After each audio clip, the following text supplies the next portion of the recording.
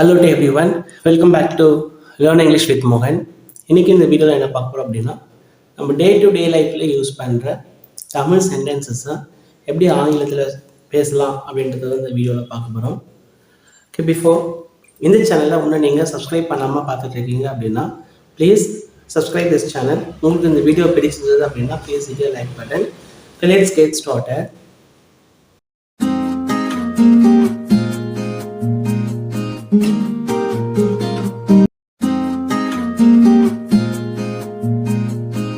Okay, look at the sentences. அவள் ஒவ்வொரு நாளும் சமைக்கிறாள். அவள் ஒவ்வொரு நாளும் சமைக்கிறாளா? அவள் ஒவ்வொரு நாளும் சமைப்பதில்லை. அவள் ஒவ்வொரு நாளும் சமைப்பதில்லையா? இந்த 4 sentences தான் நம்ம இங்கிலீஷில் இது எப்படி சொல்லலாம் அப்படின்றத பார்க்க போகிறோம்.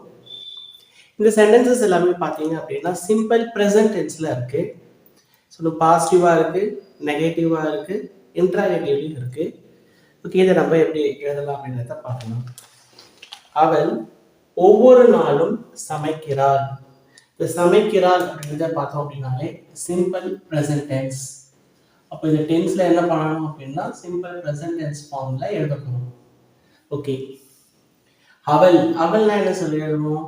ஷி. சமைக்கிறாள் அப்போ என்ன போடு? verb she cook. She cook என்ன கரெக்டுங்களா? It is wrong. வை? ஷீன்றது தேர்ட் பர்சன் சிங்குலர். அப்போ இங்கே என்ன வரணும்? எஸ். She cooks. ஒவ்வொரு நாளும் எப்படி இங்கிலீஷில் சொல்வோம்? எவ்ரிடே. அவ்வளோதான் ஆன்சர். அவள் ஒவ்வொரு நாளும் சமைக்கிறாள். அவள்னா ஷீ. சமைக்கிறாள் அப்படின்னா குக்ஸ். ஒவ்வொரு நாளும்னா எவ்ரிடே.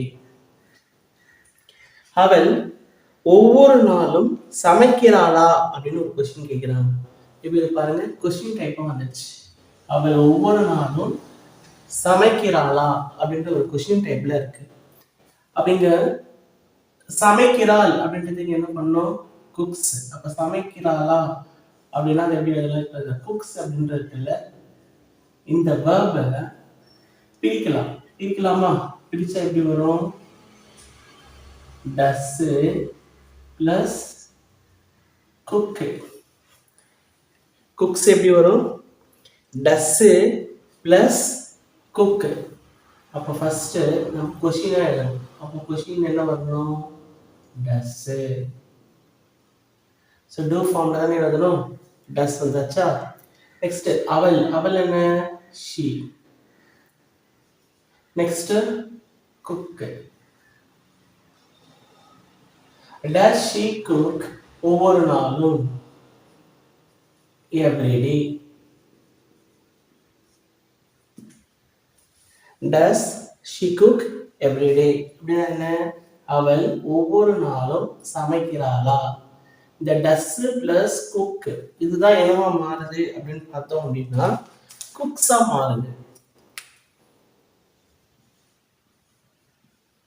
டஸ் பிளஸ் குக் தான் குக்ஸ்.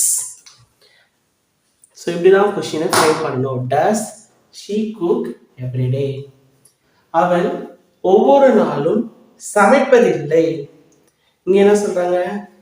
நெகட்டிவா சொல்றாங்க. இது முன்னாடி நம்ம பார்த்தது எப்படி இருக்குது? பாசிட்டிவ் சென்டென்ஸா இருக்கு. இப்போ இது நெகட்டிவ் சென்டென்ஸா சொல்றாங்க. அவள் என்ன? ஷீ. இப்போ நம்ம நெகட்டிவா எழுத போறோமா? நெகட்டிவா எழுதும் போதும் அதே சேம் இந்த ரூல்ல நாம வச்சுக்கணும். இந்த ரூலு அதே தான். குக்ஸு. இதை பிரிக்கிறோம் அப்படின்னா என்ன பண்ணுவோம்? டஸ்ஸு பிளஸ் குக்கு. இப்போ பார்த்தோமா? இதே தான். இதுதான் இங்கே எழுதுவோம். டஸ் not cook. She does not cook every day. அவ்வளவுதான் answer. She does not cook every day. அவள் ஒவ்வொரு நாளும் சமைப்பதில்லையா? அவள் ஒவ்வொரு நாளும் சமைப்பதில்லையா? அதே சேம் தான். இங்க எழுதுன மாதிரி தான் இங்க அந்த மாதிரி வரும். Does not she cook every day? Does not she cook every day அப்படின்னு எழுதணும். அவள் ஒவ்வொரு நாளும் சமைக்கிறாள். She cooks every day. அவள் ஒவ்வொரு நாளும் சமைக்கிறாளா? Does she cook every day? அவள் ஒவ்வொரு நாளும் சமைப்பதில்லை. She does not cook every day. அவள் ஒவ்வொரு நாளும் சமைப்பதில்லையா? Does not she cook every day? Next, நீங்கள் எதையை எதிர்பார்க்கிறீர்கள்? நீங்கள் எதையாவது எதிர்பார்க்கிறீர்களா? நான் எதையும் எதிர்பார்ப்பதில்லை. நீங்கள் எதையும் எதிர்பார்ப்பது இல்லையா? ஓகே, இங்கே இருக்க சென்டென்சஸ் எல்லாமே பார்த்தீங்க அப்படின்னா இதுவும் சிம்பிள் ப்ரெசன்ட் டென்ஸில் தான் இருக்குது. இந்த சென்டென்ஸும் பாசிட்டிவ், நெகட்டிவ் அண்டு இன்ட்ராகேட்டிவ் கொஸ்டின்ஸில் இருக்குது. சேஞ்ச் பண்ணலாமா? நீங்கள் எதையும் எதிர்பார்க்கிறீர்கள். நீங்கள் என்ன சொல்லுவோம்? யூ. எதிர்பார்க்கிறீர்கள், இதுக்கு என்ன வேர்டு? எக்ஸ்பெக்ட்.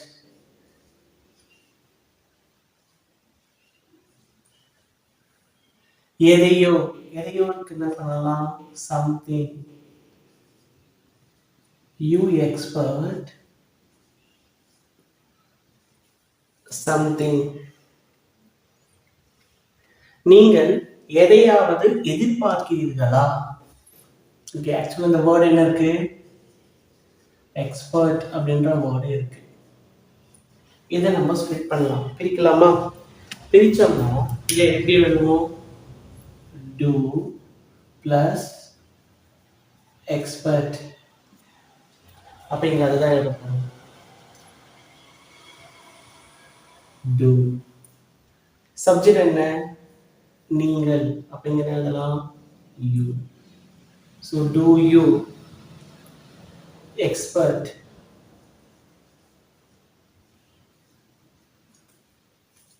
எதையாவது, இது என்ன சொல்லலாம்? anything.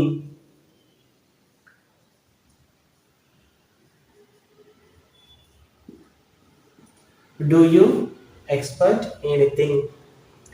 நான் எதையும் எதிர்பார்க்கவில்லை. நான் என்ன? I. Next, எதிர்பார்ப்பதில்லை.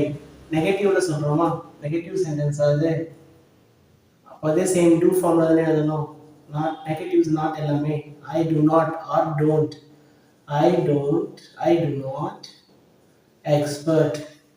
I do not நாலும் correct, don't அப்படினாலும் okay. I do not expert anything.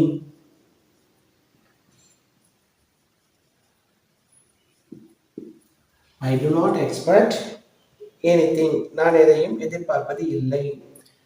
நீங்கள் எதையும் எதிர்பார்ப்பது இல்லையா? அதே சேம் நெகட்டிவா எடுத்துட்டு வந்துடலாமா? நெகட்டிவ்ல தானே இருக்கு. do not.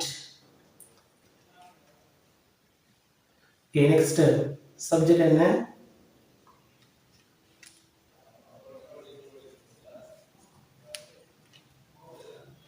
do not you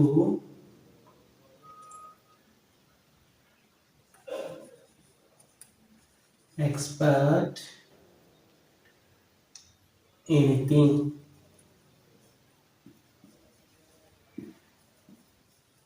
நீங்கள் எதையும் எதிர்பார்க்கிறீர்களா? You expect something. நீங்கள் எதையாவது எதிர்பார்க்கிறீர்களா? Do you expect anything? நான் எதையும் எதிர்பார்ப்பது இல்லை. I do not expect anything. நீங்கள் எதையும் எதிர்பார்ப்பது இல்லையா? Do not you expect anything. Okay, next, நீங்கள் நன்றாக உறங்கினீர்கள். நீங்கள் நன்றாக உறங்கினீர்களா? நீங்கள் நன்றாக உறங்கவில்லை. நீங்கள் நன்றாக உறங்கவில்லையா? இந்த சென்டென்சஸை எப்படி தமிழில் சேஞ்ச் பண்ணலான்றதை பார்க்கலாம். இந்த சென்டென்சஸ் எல்லாமே எந்த டென்ஸில் இருக்குது அப்படின்னா சிம்பிள் பாஸ்ட் டென்ஸில் இருக்குது. இப்போ இந்த சென்டென்ஸை சேஞ்ச் பண்ணலாம். நீங்கள் நன்றாக உறங்கினீர்கள் அப்படின்றது சிம்பிள் பாஸ்ட் டென்ஸ். அப்போ நீங்கள் அப்படின்னா எழுதுவோம் யூ. உறங்கினீர்கள் ஸ்லீப்பு, உறங்கு. சிம்பிள் பாஸ்ட் டென்ஸ் இருந்தால் என்ன பண்ணணும்? ஸ்லெப்ட். யூ slept நன்றாக. அப்ப என்ன சொல்லலாம்? well. You slept well. நீங்க நன்றாக உறங்கினீர்கள். You slept well. நீங்கள் நன்றாக உறங்கினீர்களா? இப்ப கொஸ்டினா கேட்கிறோம். நீங்க நல்லா தூங்குனீங்களா அப்படின்ற கொஸ்டினா கேட்கிறோம். அப்ப இங்க வேர்ட் என்ன இருக்கு? slept. இதுதான் verb. இப்ப இந்த verb நாம பிரிக்கணும். இதை பிரிச்சோம் அப்படின்னா எப்படி வரும் பாருங்க. did they plus sleep. இப்படிதான் இந்த வேர்டே வரும். அப்ப இது எழுதணுமா? did. நீங்கள் நீங்கள் என்ன சொல்லுவோம்? you. did you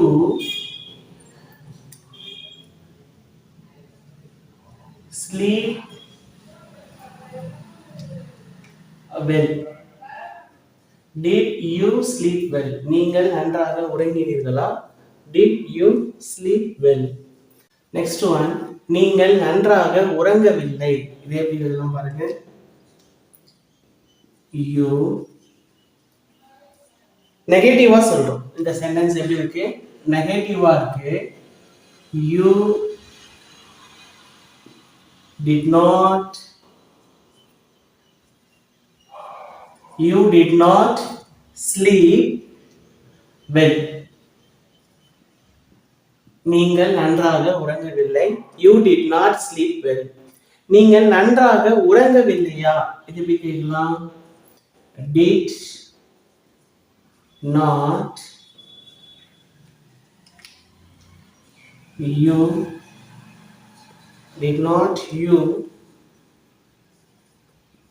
sleep well. did not you sleep well. நீங்கள் நன்றாக உறங்கினீர்கள். you slept well. நீங்கள் நன்றாக உறங்கினீர்களா? did you sleep well. நீங்கள் நன்றாக உறங்கவில்லை. you did not sleep well. நீங்கள் நன்றாக உறங்கவில்லையா? did not you sleep well. I hope that this video is very useful to you. If you like this video, hit a like button, share and subscribe this channel. Okay, meet you again.